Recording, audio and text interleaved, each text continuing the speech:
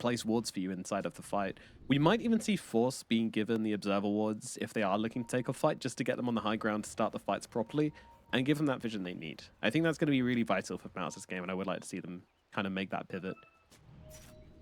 A nice usage here of the Weaver to break the smoke, get himself to safety. Never going to be going down there in a million years. And warding directly under their Observer wards. So beastcoast were paying attention there. They should be able to get that one. Really nice movement there from the Weaver. And also, the reason why it's so potent in the game, you see hero from high ground, Sakuchi away, and it's kind of hard to predict, oh, maybe the Weaver's there. That'll be used pretty much throughout the rest of the game. Of course, in a supporting role, that is one of the best smoke breakers, but of course, this is going to be a core Weaver.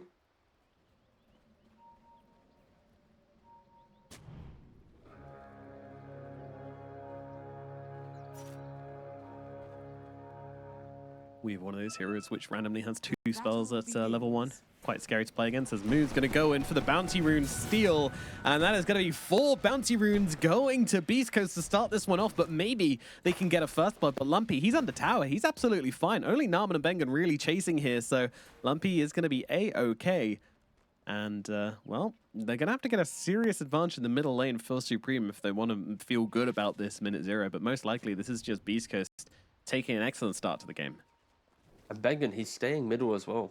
I was hoping he was going to maybe anticipate the courier coming out with the south, but he doesn't actually think about it, and he now TP's top. That would have been quite a cool play if he positioned himself there for maybe an additional 5 seconds, but of course, under the threat of top lane with the techies, he's kind of getting cool to top whilst also trying to make this cool play middle, and yeah, just good pressure getting applied. So when you play this matchup, Crystal Maiden versus Darkseer, do you sometimes see the CMs going for the Frostbite and just frostbiting down the Iron Sheld creep? I'd argue probably not. You want to just right-click it and then use your Nova to secure range creep plus hitting as many heroes as possible. Like, your mana is very finite. You only have 300 mana pool. And it's kind of a bit of a waste to do it to the early waves. Maybe in the game, sure, but...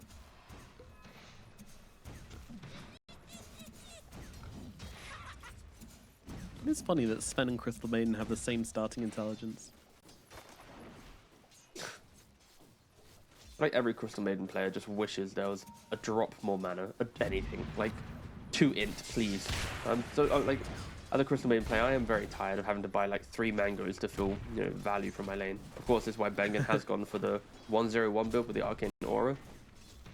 Realizing that the Sven doesn't really provide kill threat, so going for that point in Frostbite would have been kind of out of sync with the laner that he's with. Oh, it's going to just about get grabbed by the blast off there. I'm amazed that was in the radius, but does get a decent amount of damage brought onto the Crystal Maiden, who didn't feel confident to go for that kill onto El Misha, considering he has got that Fairy Fire. So the Crystal Maiden will just have to drain up a lot of health for it. Not get a whole lot in response. Meanwhile, over towards the middle lane is, of course, Lumpy on the Ember versus Supreme on the Tiny. They're chilling out, and down at bottom, we've got the Narman Primal. They look very similar. Like a really bad build deal. The Lumpy Supreme mid lane. The Lumpy Supreme.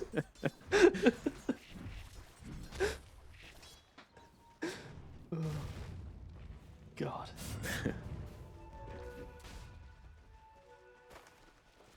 I've been wanting to see more Ember this tournament, though.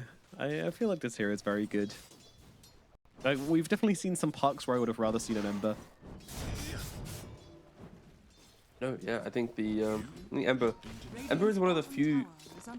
Okay, I gotta stop saying few, but Ember is in the hero pool list that provides options for your facets, right? Like, when you look at his options, like having the double slight or chain gang that allows him to use chains based on his fire remnants, like, it is so refreshing that he can enter a game and go, I want to do damage or I want to do more control.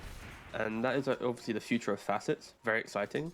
And it's also a reason why Ember probably should get more light in play, because you have that, you have the ability to kind of pivot your hero ever so slightly. No, you didn't like that one? I tried. That. Okay, pain. No, I'm always into a nice pivot. Same with Snapfire, honestly. Like, you can go for the early game with the Scatter Blast full bore, or you can go in for slightly later build with the Ricochet 2. Both are decent options. There's Misha and Bengen fighting it up right now, but it's going to be Bengen dying here. Too much damage being taken from that Ion Shell. Stepping out quite a few times in this lane, and this time he will be punished for it. Never refuse gold given. On it though, he's still farming relatively well on this Sven, just sitting under tower, hidden creeps. Trying not to get too low to the Ion Shell in the process. He doesn't do anything in laning phase. He just hits a stun. He might, if he's lucky, get a kill here because Techie stepped up, but... Oh, Techie even commits for the kill? Wow. Yo, Techie's aggressive and it pays off. Olnet's the one that goes down instead, and Bengen can't find the damage onto El Misho, and he's just getting run down under tower now. Vitaly not willing to quite go all the way for it, but still the kill on the Sven, very much worthwhile. Now Sticky Bomb does land with the creeps under tower. Vitaly, is he going to go for it? Searches, and then just pulls the lol JK. Hanging back as the Sven is coming back in. Doesn't want to give him a kill back to Olnet and recover his lane.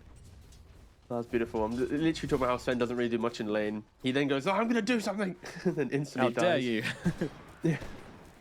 But there he'll speak of my laning phase, but no, yeah, Sven is a hero that, like, your toolkit doesn't give you level 2 timings.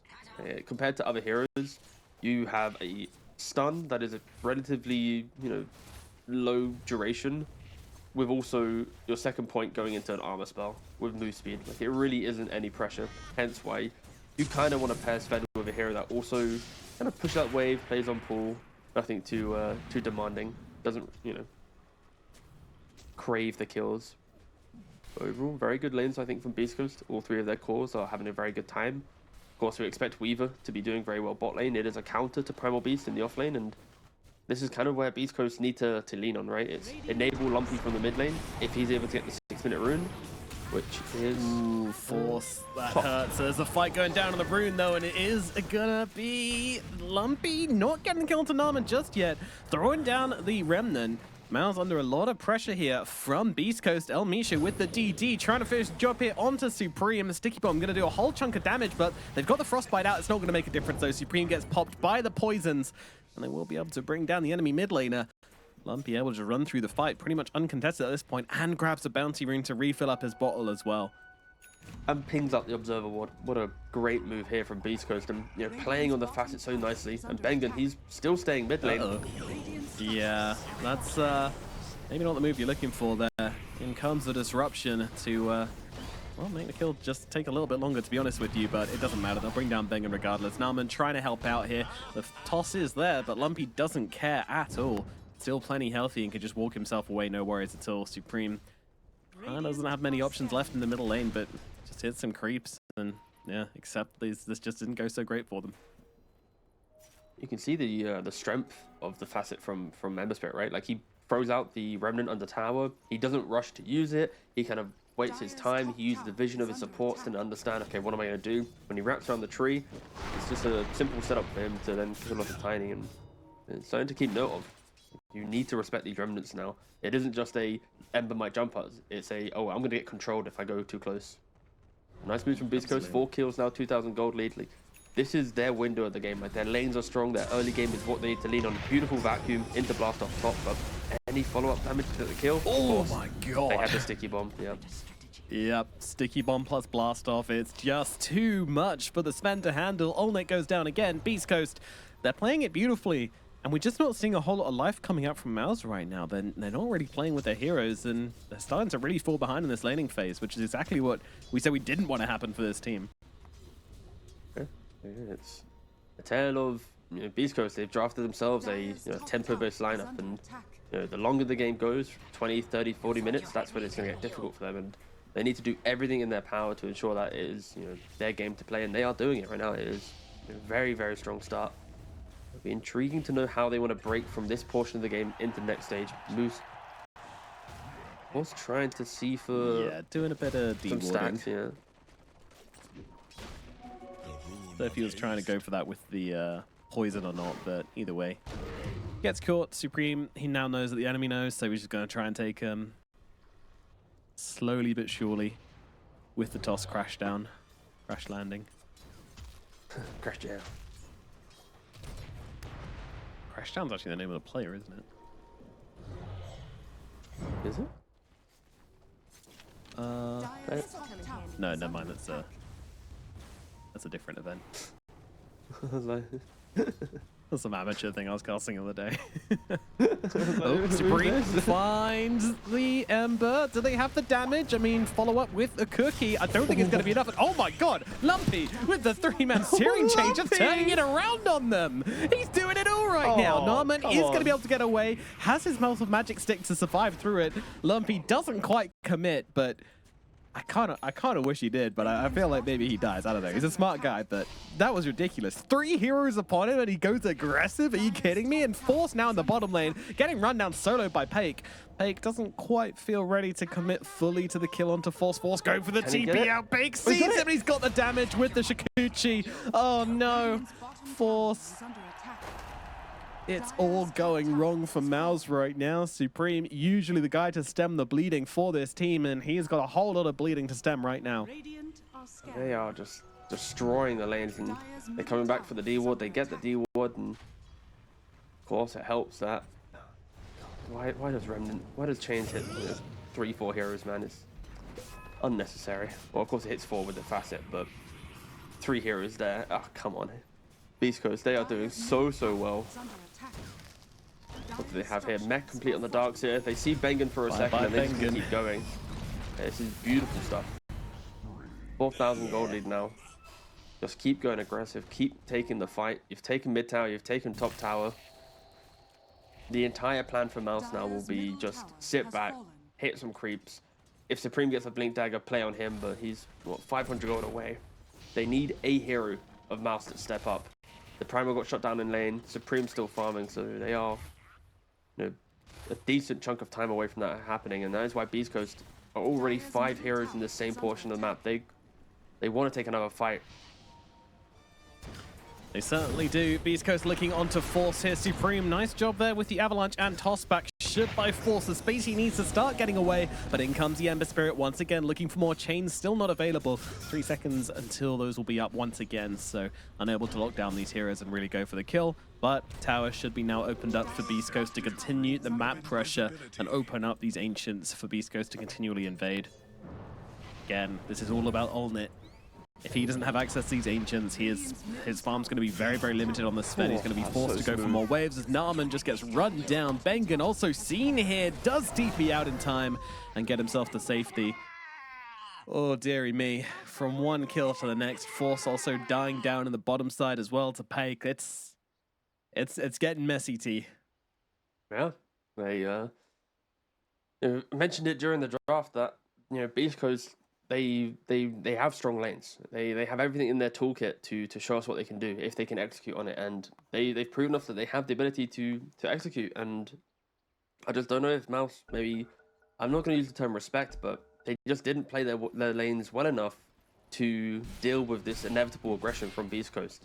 Like you're going for a kill on Sven top, and then you're feeding away a kill. You're not really helping out your Tiny too much in mid lane, and you actually give away kills there as well. So it's like the early moves from the supports of MOUZ just weren't that good, which then amplified Beast Coast to kind of bring their A game now. And yeah, we are going to see a comeback have to start kicking into gear.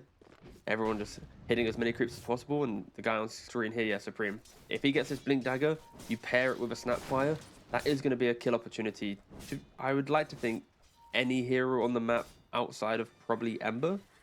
We'll see if they can connect though.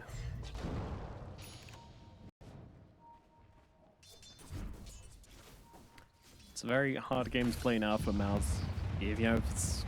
When they have this many resources and this much catch, when you go out to D-ward or catch a wave, then you might just find yourself getting jumped, and that's exactly what's happening to Force right now. He goes deep for the bottom wave, just trying to force it out, force a bit of pressure, and keep himself alive during it. And actually, the turnaround is here with the Pulverize, but there's a disruption coming out from MOUZ. Is it going to be able to keep him alive with Scream coming in as well? They'll get Peg. They have killed on the other side of the map, but they're looking for MOUZ as well, and he will also be falling. A double kill for Narman here, but they got the carry of MOUZ at the same time. So yeah, it was a nice play from MOUZ, but still, there is a trade to be made.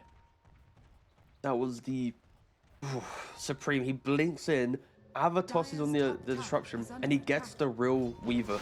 Like, there is a chance that he easily could have hit an illusion there, but he gets the real one, which prevents the Weaver from getting a time-lapse off. And that could have been a disaster, but fair play. That is what you want your blink reveal to be for the Tiny. You want to get a big kill. Now he's already going top as well, trying to get another kill, getting techies. Sure, they trade lives, but Supreme bringing the game a little bit of life with this blink dagger. This is what we saw from him yesterday on the Tiny as well. The moment he gets that blink, he makes plays happen. And Viddly down in the bottom side, it's not just him making plays happen. Viddly running away. Uh-oh, now the Sven gets cut down again. Pake and Lumpy upon him. No Supreme nearby, not able to TP across to help out. And Force might just get run down here. They've got the vision, they've got the damage, they've got the kill. Force will fall. 14 minutes in. 14 kills gained for the side of Beast Coast. Sorry, 14 minutes in, 15 kills gained by the side of Beast Coast. They are just not letting MOUZ having any time to think, and we're going to see the replay here, and of course it is quite the go. Like, the Darkseer as well, he gets stunned up, he's nearly close to death, gets the mech off, and also he runs then up towards the Ember Spirit to then have the chains. He doesn't run south, maybe allowing for someone else to come in. Like, he plays exactly to where his team is, and MOUZ, they just want a couple more kills to hopefully get themselves to that next item. Like, they don't have a single item on any of their cores other than the Tiny, so any cheap kill in the early game, it accelerates that. They're desperate for it, and yeah, Beast Coast just keep outplaying in these brief skirmishes. Ooh. Like, again, during the draft, like, this is exactly what I was hoping for. Like, if Beast Coast just don't play to this speed with this lineup, it's going to be quite an awkward game where, you know, we get to 30 minutes and MOUZ just showcase how strong they are with these heroes. But, like, their part of me is like, please, Beast Coast, do exactly what I hope to see with these heroes, and they are doing it. I'm not going to say perfectly, but they're doing it beautifully. Yeah, it's been pretty exemplary from them on how to play a draft like this, how to extenuate a lead like this as well. But they need to make sure they continue doing it, right? Yes. A lot of the net worth is going to Viddly as well, which, you know, to some people, down the bottom side, once again, MOUZ looking to become the aggressive team here, and they do find MOUZ, but under a tier 1 tower, it's going to welcome the TPs in, and they're looking for Supreme, and they're going to be getting him. Supreme down, also looking at Narman at the side here, but Narman does get the TP out.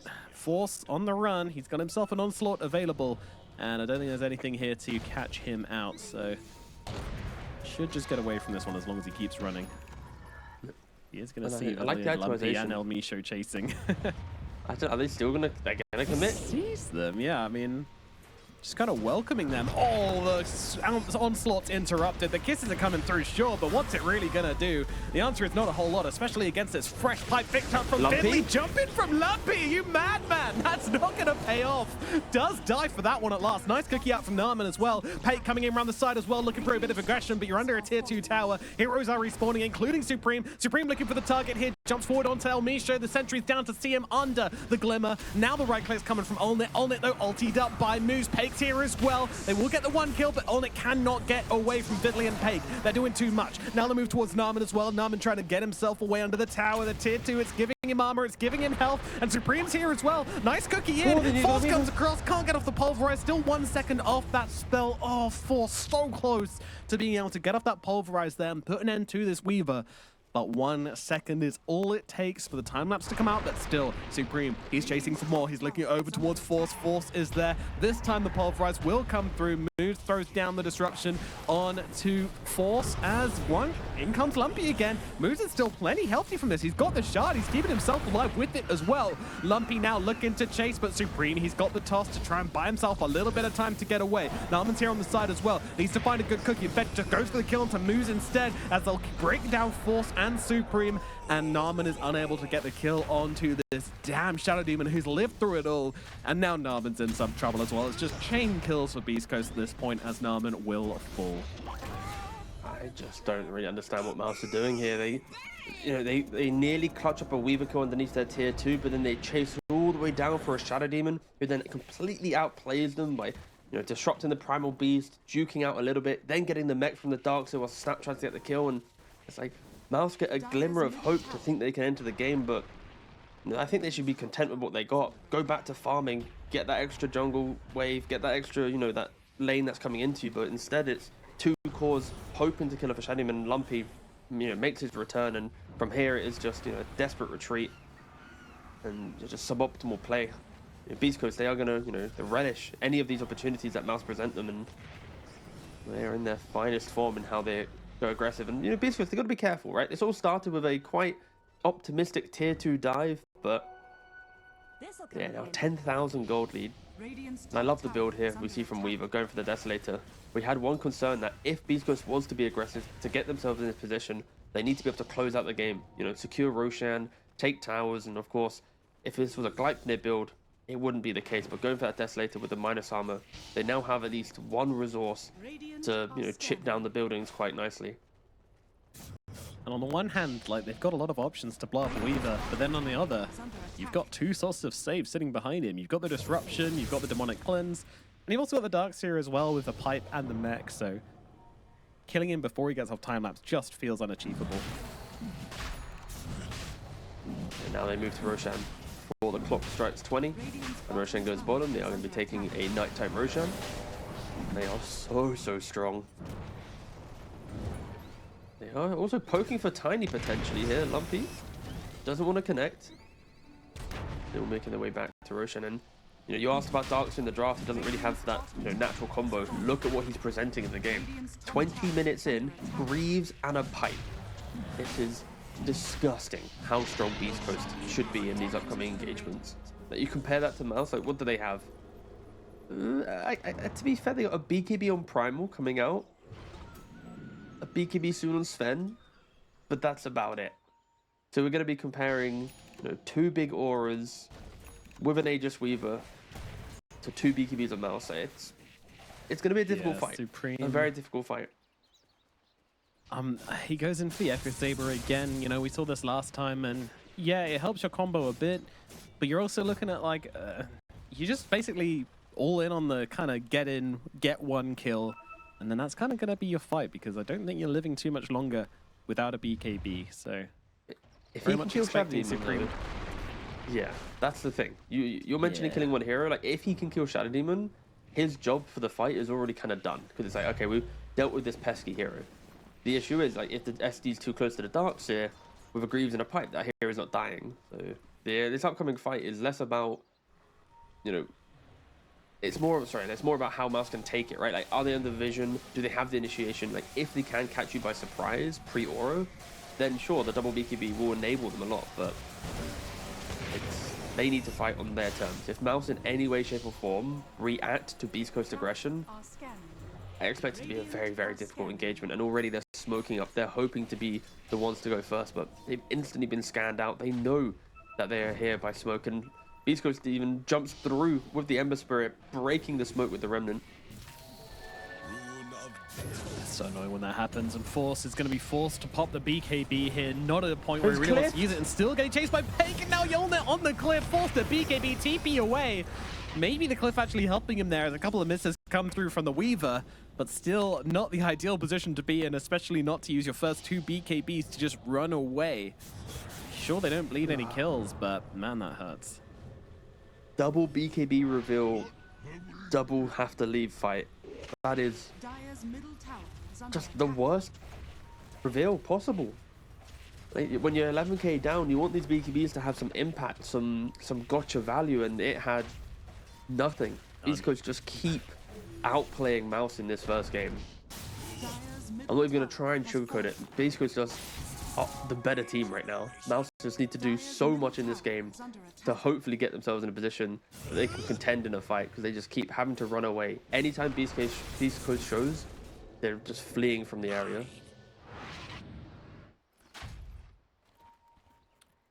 22 minutes in. MOUZ very far behind. It is the Beast Coast show at the moment. They've put an exemplary performance, been very aggressive. not giving this time, well, I say that, not giving them a chance to respond, but they're going in deep in the bottom lane. But once again, they just don't have the damage to block these tanks. Now, MOUZ with the Yield Scepter keeps himself alive. Both supports gone as Pake takes him out, and I'll go towards Force as well. Amishi trying to find him, gives them the vision they need to keep on chasing. No help coming for Force here. He hasn't got his BKB available for another second, even if he wanted to use it to get out there. It's not happening. 3 dead on the side of MOUZ. They try to go for an aggressive play. It was ambitious, and it does not pay off. They used so much in the hope to kill techies, but with the Glimmer and the Yules, he was able to just keep himself alive long enough that. And now No Supreme damage, up no on the top Supreme, side, just yeah. getting absolutely blasted. Olin does Return come in kill? though, they Okay. will kill off the one hero, but I think it might be get out of jail time now, and I'm not sure they're going to be allowed. Supreme's already dead, BKB is available from Olin if he wants to just BKB TP out. Wants to get one more kill, we'll get it. Now BKB, TP away, all right. That was clean from the Sven, a little bit of life being shown from Olin. Yeah, we take those, you know, they're little dubs if you're a MOUZ fan, right? Like you've got yourself what, a Tiny gets a streak, Sven gets another bit of a streak as well, 400 gold, 500 gold going the ways of the two cores. Like, very, very important kills to give a little bit more economy to the Dire side, but I'll take a look back at this one as well. Very key play here is, you mentioned it, Supreme, he's got one job, and the moment he sees that Shadow Demon, he's like, there's my boy, there's my man. And Sven, very nicely played, good discipline on the BKB, and then not just immediately BKB TPing out, seeing the opportunity to pick up one more kill, going for it, utilizing that random sentry there, and getting himself out to safety. Clear what you want to see from your carry player, just really kind of eking out the value in those sorts of plays. I just saw how the Darkseer is going for a Crimson as well. He's going for all the auras. He's not going to allow MOUZ to have any fun in the fights. Dire's top tower has fallen. This is some old school offlane play. You know, Yeah. back in the days when there was always a tri-lane and a safe lane, you're just alone versus 3 heroes. There's something special about that era of Dota. That's when I played offlane. It was very fun just desperately trying to get some sort of XP from your lane. I think the fact that everyone's allowed to scale nowadays, it's like it's good for the game because now everyone has like a point of enjoyment, but there was something weirdly refreshing about being the 5 or the 3. Like 5 or 3 was like the hardest role because you had nothing. Yeah, yeah. Spend the whole lane phase just running away as the fight breaks out. Olnet getting control up for the time being. Again, disciplined on the BKB, but they get the pulverize off onto the Weaver. They're trying to take him down, but they don't have the damage. Time-lapse comes out, Pei gets away, and now they'll turn their attention over towards Olnet as well. His BKB's pretty low on the timer right now. They will get him down. Olnet is gone. Beast Coast look across for more. Narman is going to be that more. He's gone as well. Pike ripping through them all. Supreme comes in, just trying to bring down MOUZ. He loves him. He wants him, and he's not going to find him. BKB TP out from Supreme, but he's going to die in the base. Ticks away. No wins to be had from Supreme. Nothing to be gained from MOUZ in this engagement. Just Beast Coast all over as they now look to come up the high ground and do some permanent damage to the MOUZ base. Yeah, they tried to go into the Weaver, but with Sven's item so far, with the Mask of Madness, the Echo Saber, the Plate Mail, like he doesn't have that big Daedalus to rip through a hero during the stun, and Weaver survives. There's no follow up. The Weaver was able to get BKB off, so CM, Snapfire, and Tiny just had no contribution. And when you put everything in the hope to kill a Weaver, time lapse to break that damage, and they have nothing now. So Beast Coast again, fight after fight, out itemizing, out playing. I really just expect this to be a game 1 win to Beast Coast in the next 5 or so minutes. Yeah, I saw some hope for Olnet, making some sort of crazy comeback, but he's even getting killed on his own high ground now. BKB not available for another 7 seconds. Beautifully timed from Beast Coast here. See the opportunity, take the opportunity, get the kill onto the Sven. 50 seconds dead. Damage just pouring out of Pake at this point. Godlike on the Weaver, 10 and 1. Ripping through everybody as they look to finish off these top barracks. Bengen even being chased now. Oh, toss back into the fountain. Nice jump on the spot there with the onslaught to make sure Lumpy cannot get away. I mean, it's something, and it might just force Beast Coast back for now. You got to be so careful with Pake here, especially with these bugs. If you let them build up just a few stacks of anti-armor, you are going to die. But here we go. Another day, another toss back. It's the one thing they have to work with here. But Pakey's got the BKB and the time lapse available. It's going to be absolutely fine. Just get back, finish these barracks under the cover of BKB. They'll look for Elmisho instead. He's going to be the next target. 6 seconds left on the Sven. If they can keep the fight going until the Sven gets back, then maybe they can make something magical happen. But no, beastcoast so disciplined, leaving Elmisho for dead. MOUZ trying to get away as well. Force will find him in the trees with the pole fries at the very least. So should be another kill going the way of MOUZ, but just a couple of supports. It's not the biggest payoff, really, and you've lost 2 lanes at barracks. beastcoast going to be absolutely fine with this. Yes, beastcoast just getting rewarded, right, for their aggression. 2 racks now. And we are going to see the replay. This is from the fight earlier, and I think this is kind of the reason why they lose 2 racks, right? The Sven, he goes in with the Primal Beast. They try to kill this Weaver, but it's so optimistic. Like, there's no other follow-up. They needed 1 source of damage. Like, even the tiny blinking in with an Echo Saber double hit could have been enough, but it just wasn't there. And because of this fight, we then, fast forward to what we just saw, and they lost 2 lanes of racks. Like, MOUZ, when they have their items, right? BKB. Exactly, didn't have BKB. And Own It, he's taking the Watcher underneath Vision, but this is where, for MOUZ, like, you had 2 BKB timings, didn't reveal it. You took a fight, didn't win it. The comeback moments for the team just haven't really connected. And beastcoast, they want to try and get this Roshan. This 3rd Roshan will secure the mega creeps most likely. And MOUZ, potentially the last they fight want to of the go game, out on their terms. I'm not going to make any claims here that this is going to be some big comeback fight from MOUZ. Like, ultimately, this is a desperate play, but in the situation they're in, what more can you ask for? They don't want to give them a chance to go high ground. They want to take it on their terms. Okay, they're not. All right, well, it's going to be a daytime roach. Oh yeah, they don't want to do the whole getting stuck behind the portal thing, so beastcoast are just making the march. This is so funny. The smoke up run all the way across the map. There's no wards for MOUZ to use here, so they're playing completely blind. Both teams are, no? Yep, they are. Both teams will be blind for this fight. Oh yeah, some nice blind stab in the dark Dota. That's what I'm here for. Maybe that evens the score a little bit, but Lumpy's just going to reveal everything. MOUZ a little bit too predictable, and now they're caught inside the vacuum. They're caught inside the wall. They're caught in a terrible position here on the high ground. Olnet just trying to fight his way out of it, but he's already lost half his health to Pake. Pake also chasing back Force as well. Olnet, he pulls a parachute cord. He's done. TP out from him, and well, unfortunately, Force won't be quite so lucky. BKB is available, but doesn't even pop it. Just accepts his fate and goes to the grave. Not really much to say, right? MOUZ, they tried to make the portal play. They held the high ground, but Lumpy once again, he identifies the position. He hits a 3-man route. MOUZ, they don't want to pop their BKBs and charge down the hill, so they then get hit by a vac wall. Multi-hero swarm into multi-hero slight. Sven's already half HP, got to dip out the engagement, and yeah, just MOUZ, they're trying to create moments. They're just not executing on their attempts, and of course, it only gets harder, right? At the 5k blunder, the 10k blunder, now the 21,000 fight. Like, of course, this is easy to say, oh, okay, they can't fight, right? But it really stems from multiple missed opportunities from MOUZ to try and make an entry into this game, and it is just off of how impressive beastcoast have been. Like, the way in which they constantly poke down their opponent. If you make even a fraction of a mistake, beastcoast have taken that, exploited it, and crushed you already. Like, this is why this game has been so one-sided.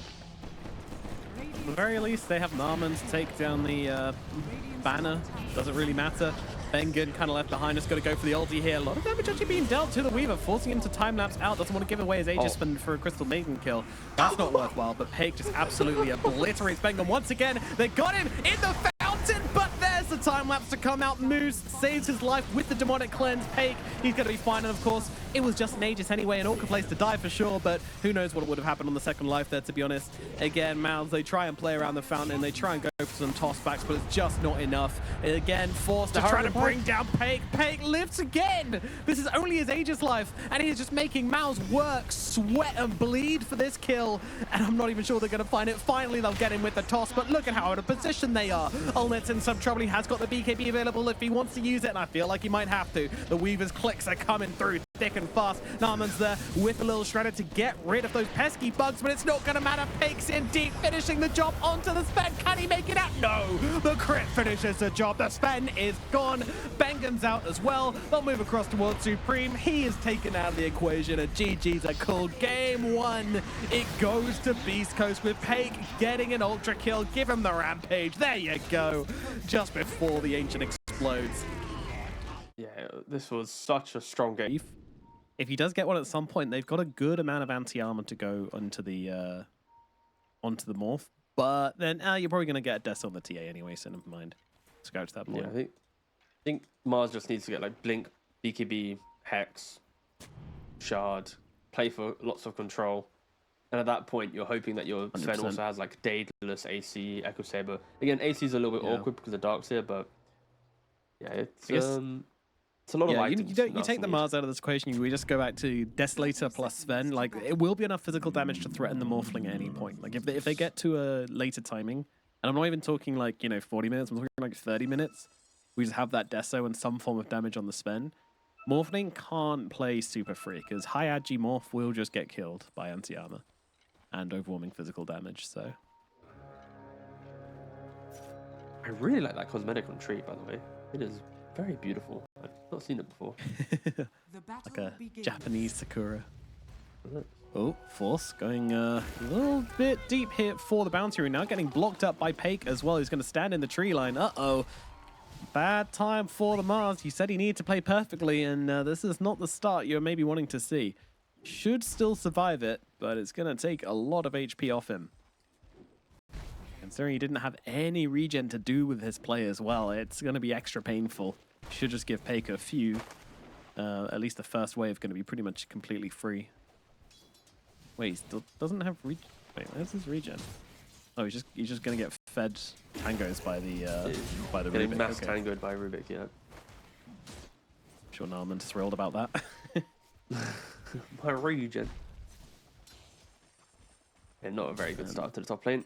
And that will just kind of compound down the line when we expect MOUZ to step up. If he's not able to play out the strong lane for 3-4 minutes, then Morph, it's all about what you can get against Morph in the first 3 or 4 levels of the lane, right? As soon as he gets to 2 points in attribute shift and with waveform in play, he doesn't really care too much about the aggression he's against. But that lane aside, we do have a slightly more kill-hungry lane here with the Witch Doctor Sven. Because in the last lane, CM doesn't really help the Sven to get kills, but when you have Maledict in a lane, that's when any stun, any damage is very impactful. So I really expect Bengen to make the calls, to get on it into a little bit more of an aggressive position. Be careful. A little Shredder, level 1, you're half HP if you step up too far. Triple Iron Branch, yeah, you don't mess with that. That's scary. Oh, they hit level 2, but they don't go for the play onto Vidaly.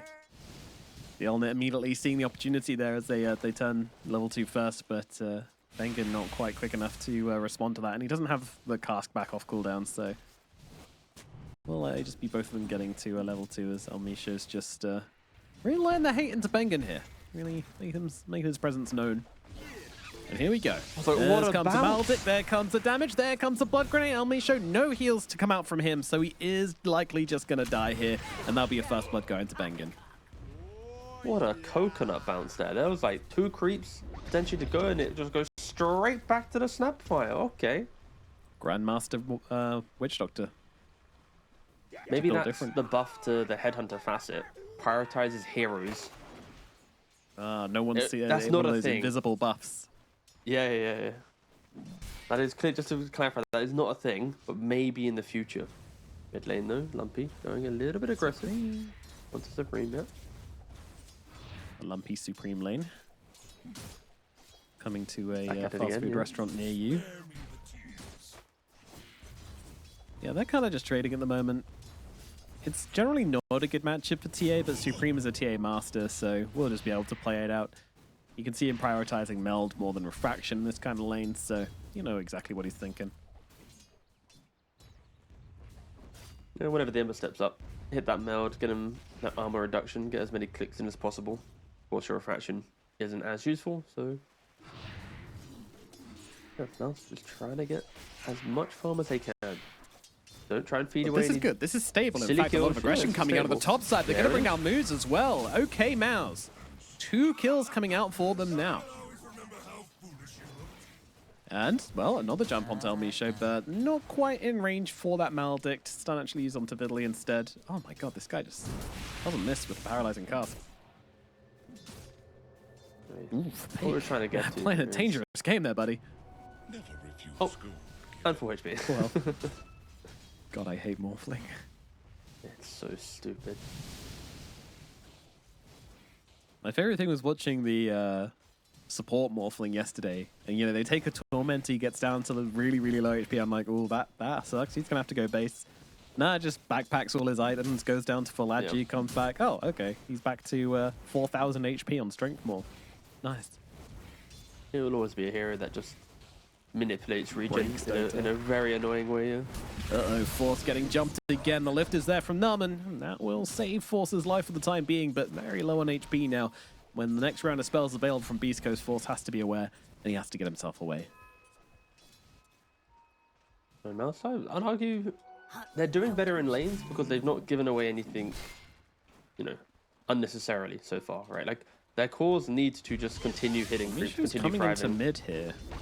And they're also Very, trying to pressure very plot early. at the same 5-minute time. rotation. Let's see if they can get it. The full ball comes down along with the blood grenade, and that'll be enough to kill off Supreme. Beautiful rotation out from Elmisho, really utilizing the full ball there for the Snapfire.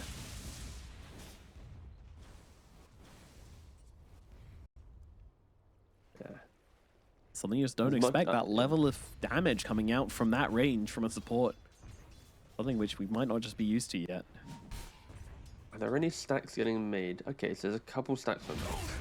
That is probably going to be the key game here for them. Like, when you have double farming cores, there will be a moment where Sven and Tia will like accidentally overlap their farm, but you need to make sure that the jungle is stacked, that it doesn't hurt them, right? And they are making a couple stacks right now, but I would argue they need to be a little bit more efficient on that. Of course, Bengen is now retreating to the jungle as well, so potentially this is not something they're thinking about.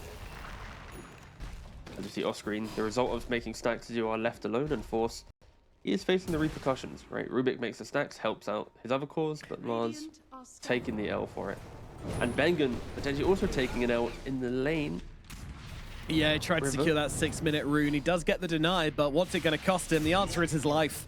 Narman not able to save it. Lumpy cuts him down and gets himself a kill, which he'll happily take in response for no runes. So happy days for Lumpy. They continue the aggression in the middle lane. TA kind of is going to go AFK for a bit now. Shove out waves, get farm, hit timings. The aim of the game. Yep. The one split side to this is going to kind of force the Ember Spirit to stick around mid.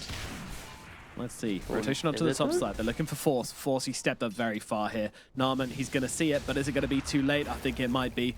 Force doesn't really have anywhere to run to here. He's got to try and land a spear. He doesn't even have one. He's just dead. Down on the bottom side, they do get the return kill onto Vidley. So both offlaners dead, and a lot less resources used by MOUZ to get this kill onto the Darkseer down here. So I'll be pretty happy about that as Bengen racing for the Wisdom Rune right now. Elmishu's on the run as well. Looks like Bengen's going to beat him to it, and that's double Wisdom Runes going for MOUZ here as well. Alright, Bengen, even though he's died, he's still level 5. Of course, he got the double Wisdom Rune as well. And Snapfire. A lot of pressure, but now level 3, very, very difficult. We are going to see the mid match up here.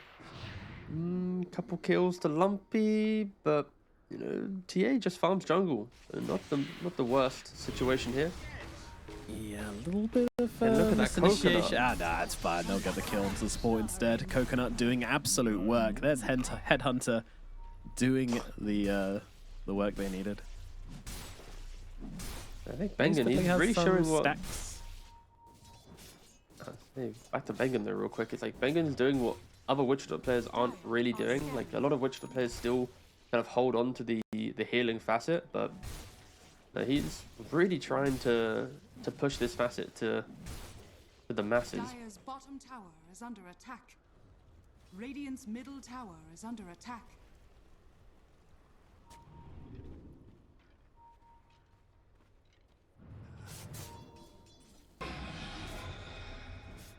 Hell yeah. What a steal. Sleight of fist Rubik. Very good. Definitely what he wanted. To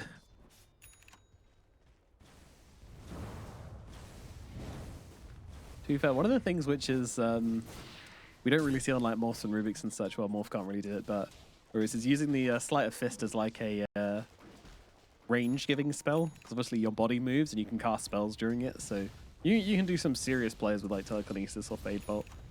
You don't really see it very often, but it's a nice mechanic if you know about it.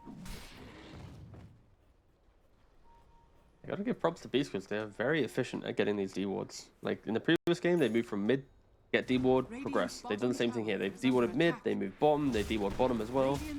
They don't bring as many heroes this time around, as the Morph lane can't be as active, but they're trying to be as loud as they were. The difference here, though, look at the cores, though. The Sven, the TA, they are doing a very good job at just kind of ignoring what potential move beastcoast can make, and this time around are at the top of the net worth. This will ensure that they can at least, I guess, take a fight just a little bit earlier. We'll see what that fight is, as they do need to farm probably 2 more items each on these cores, which is the window which beastcoast can exploit. As they look to try and pressure Supreme. He's going to need some help to come in for him right now. MOUZ and Lumpy on the chase. I don't think they're going to stop. The shield rune is here for the Ember Spirit. The rest of the team coming in behind. Supreme full board up as well, doing a lot of work, but in comes Bengen. The 2-second Death Ward not doing a whole lot to help Supreme out here. In comes a Refraction. They're going to turn around, try and get 1 kill, try and get another. Supreme running through the backlines, might just live through this after all. And have a look over towards Vitaly instead. Olnit try to chase him down, and they will absolutely get that kill into the Darkseer. And the TA, she lived through it all. Lumpy as well in some trouble. He's got himself a Remnant to get back to here. Should get out to safety unless Narman can spell something really, really good. And no, it's just going to be the Lich Seed. But still, huge response there from MOUZ. beastcoast forcing the issue a little bit too hard, and they pay the price for it. Much better showing from MOUZ with the reaction, TA keeping himself alive. Of course, beastcoast, they don't have as much damage this time around. When a Tree and Protector is your support, it isn't going to be as, you know, impactful in the early moves. And you can see that, right? The TA was able to disengage, kind of brush off the non-level 6 overgrowth, and, or Tree and Protector, sorry, lacking overgrowth. And I think Lumpy, like, he tried to do it. He tried to, you know, use the Remnant, but Narman comes in, banging with the heals constantly. Having Headhunter as a facet, it does enable his heal to actually help his team out. And yeah, beastcoast falling victim just a little bit in this game to their own aggression.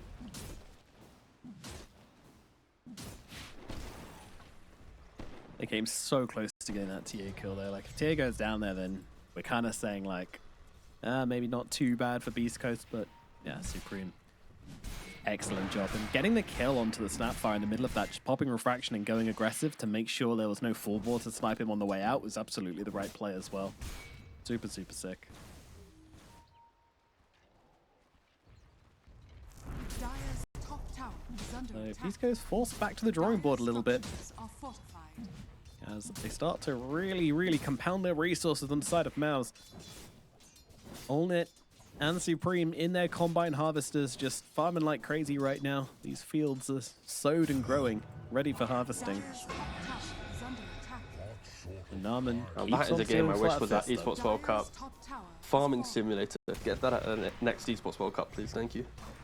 Yes, please. I'd love just a subdivision of, like, you know, the silly games. Oh, you know, I'm sorry. I'm sorry. It's not a silly game. What are you on about, no, the thriving community of passionate gamers, yeah. Excel as well, also one of my favorite esports.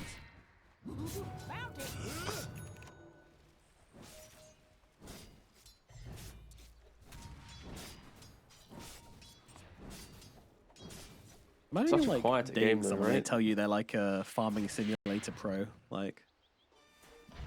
I was like, hell yeah. Sure, why not? If you're professional in anything, right? You've spent the time to get good enough at it that you're, you know, able to compete. That sounds hype. Absolutely.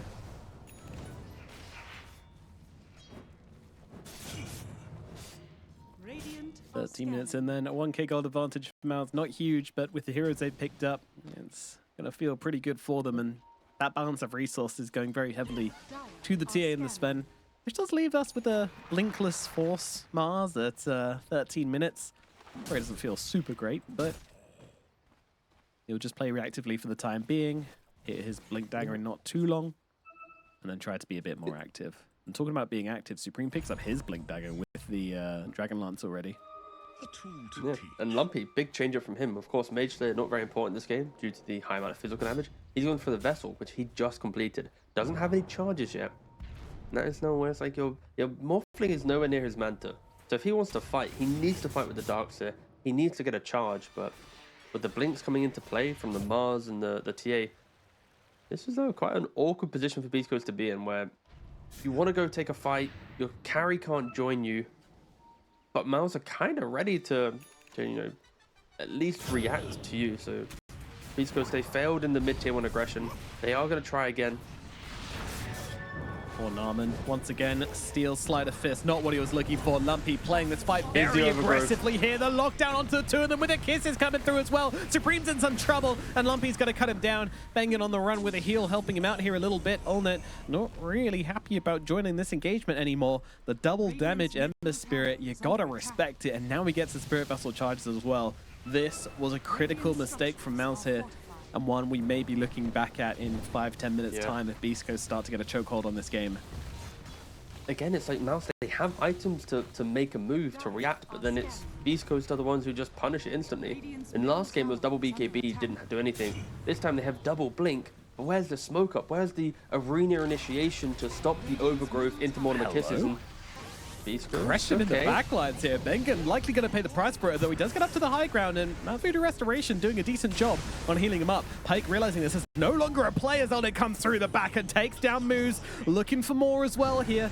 East Coast, though, they're also looking to be aggressive themselves. Bengen trying to heal up through the Spirit Vessel, but they found him! There's Force with the blink, with the damage, brings down, well, doesn't actually. Lumpy, he's still fine for the time being, and it's Lumpy who's just taking down supports instead. They didn't respect the Sleight of Fist, they didn't respect the Spirit Vessel, and they'll lose both of their supports because of it. Oh man, that arena baited them so badly. Ulnet trying to commit to the fight. They're trying to get the damage off onto Pake, but Ulnet now just surrounded, kited, having some real issues here. He's got off the war cry, but it's not going to be enough to keep him alive. Pake's going to find the next target, moving across towards Force here as well. Damage coming in thick and fast, and down goes the MOUZ. Pike with the double kill here, and this is a sad state of affairs for MOUZ. That's another overextension from them. It starts relatively okay. They get the jump on the Ember. They don't get the kill. He then slight kills Bengen, and at that point it's like you really have the resources to keep going. Oh, you're charging in with great confidence, but his golf strength is expiring, and at that point the Vessel charges, the constant slight spam, Morphling also chipping away at them. It does whittle them down, and yeah, these are the moves that suddenly Morphling, who was below the TA and the Sven, right? We were excited by, oh, TA bought Blink, that maybe they're going to be active. Instant death into Morphling entering kills, top net worth, and East Coast, they have stabilized the game, which could have maybe just a little bit gone MOUZ's way in regards to a fight or two. But again, the damage that the two teams bring at this point in the game, you have to still lean Beast Coast if they can execute under the pressure of what the Blinks could have done.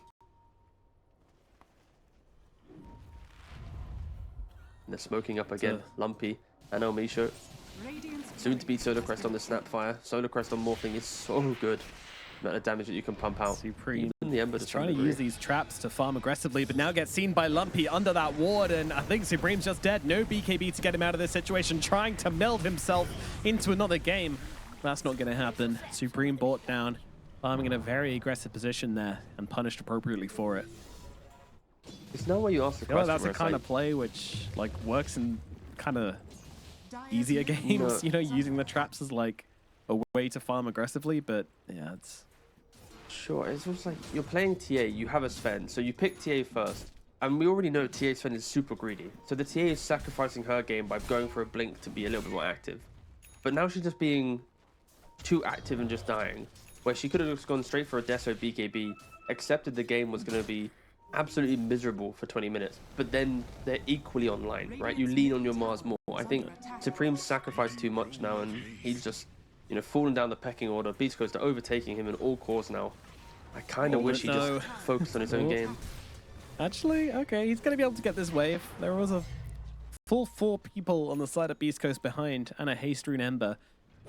But just as Pate goes down to the bottom side and shows on a wave, Sven then decides that it's okay to show himself. And with the team respawning, I think it would have been a poor play from Beast Coast to go for that. So, well read from Allnet. Gets himself his BKB now finished up. And I'm going to rebuild that Echo Saber to make sure he's got a bit of damage in the fight. Smoked up on MOUZ. 4 heroes. First time we're going to see the MOUZ and the TA synced up in a play 19 minutes in. They want to maybe try and take this mid tower. It's difficult to smoke as well. As the mid tower is still alive, it's hard for them to, to wrap around and to make a clean move. Instant fortification as well. Doesn't look like Beast Coast even want to bother defending this. 19 minutes in, tier 1 tower in the middle lane. Not a big deal for Beast Coast, they say. Allowing MOUZ to do their own thing. So you can see, at least Beast Coast are respecting MOUZ in a formulated fight. They don't want to walk into, but they do find MOUZ here, which is going to be a nice pick-off to bring down the Treant Protector. Narman even getting a decent steal out of that as well with the Leech Seed. But pressure coming out of the bottom side. Beast Coast pushing down this tier 2.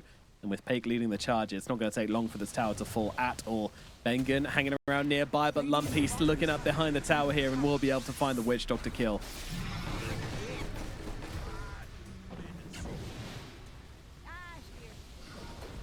It's one of those positions where he was just seeing if his team wanted to come and defend it, asking the question, not really considering how aggressive Beast have been, but they're going to try and drop everything onto the Morphling here. They're trying to take him down. Do they have the damage? They need a little bit more, and they're not going to find it. Morphling gets away. Lumpy gets a kill once again, takes down Force. A blink out from Supreme gets him to safety. That is going to be that. And once again, they threw everything they've got onto Pake, and they just don't have enough to get through him. The man has an Eagle song. He is armored up. He's soon to have Butterfly. He's only a talisman away. And in that fight, like, he didn't have the man tap. He was silent stuff. There was no follow-up damage to get that kill. And it's been a theme of the series so far. East Coast just playing together, helping each other out. The Darks is about to get a Crimson Guard, just going to amplify that even more. Snapfire is going to get a Ghost Scepter to brush off that initiation. Got the I have to say, Butterfly we just mentioned. That... Like every... Oh, go on. I was just going for that pre-Desolator feels really, really crazy. Like, the tier 2 tower is not worth it. And you have a chance. Like, you got one shot at this Morphling, it feels like. If you can hit the Deso pre-Butterfly, Supreme and Allnet will kill him. Like, if they can get off their damage onto the Morphling, they will kill him. But that feels like that opportunity's just been wasted now. And now Pake, he's going to be able to take the Aegis. He's going to be able to finish his Butterfly. And, yeah. God, where's my split screen? What's that? No, last time there was a Tormentor and Roche fight going on at the same time. We had the full, like, line down the middle. It was awesome. I loved it. No, I like this new split screen. It's very tasty. The picture it's like, in here's picture. a little bit of information. Yeah, I like the picture. Here's the major very, thing, very here's good. the minor thing. But Yeah, I don't know, I exactly. think that's why I like the full split screen, because it's like, whoa, this team's taking Roche, but this team's taking Tormentor. And then we can Kinda have a like lying live to chat everybody review that as they're well, both so the we can. same, yeah. Or let's just play 2 games at the same time and just have split screen, so we, rather than having 4 Save money on streams, have 2 casters. streams. Yeah, good idea. Yeah, half the workload.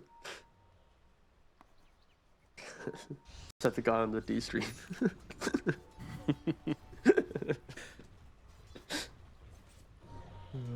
All right, Beast Coast Aegis now in the watery hands of the Morphling. They feel like they can do anything. Wow, Force? What the? Huh? What's he doing here? Yes. Yeah. All right, well, Narman's going to get killed off as well. They found the extra kill here.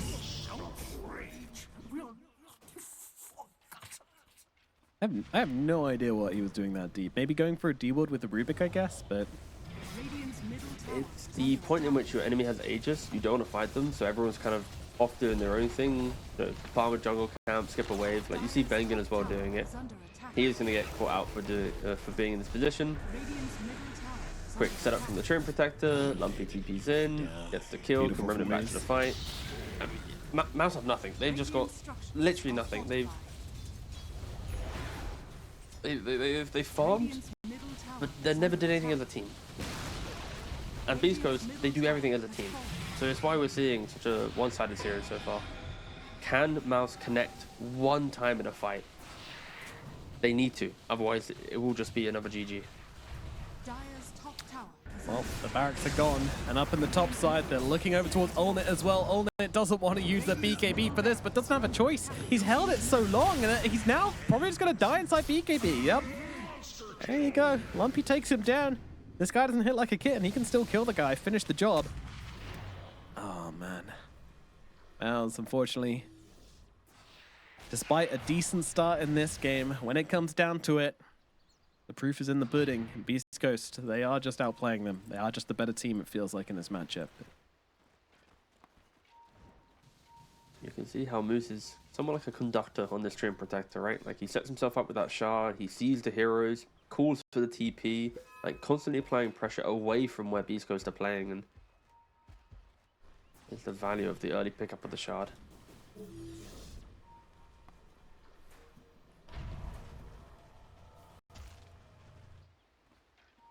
God, it doesn't feel like a 24-minute game, does it? So much has happened. I mean, MOUZ do wish it was a 40-minute game because they don't have 2 more items, but Yeah. that isn't to be the Radiant's case. top tower is under attack. Again, if they can find a way to elongate things, get to that late game, things are going to look very different indeed. Oh, Supreme going for the Tormentor steal. Let's go.